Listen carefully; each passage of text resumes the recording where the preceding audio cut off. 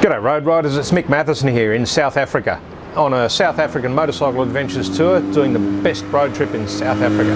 It's a hoot. So far it's been mostly about Africa and Africa's animals, the wildlife, more than the riding, which I'm surprised to say. The riding's been good, but the wildlife has been spectacular.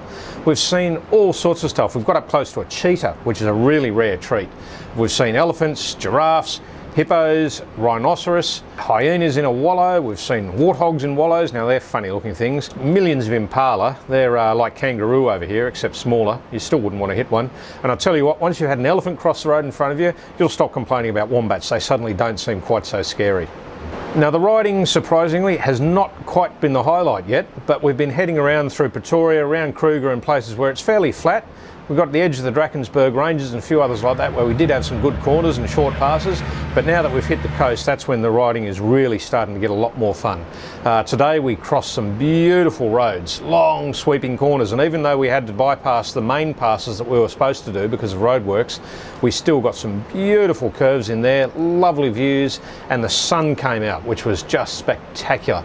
When you consider that the currency exchange is 5 times in our favour, that's an extra treat for Australians.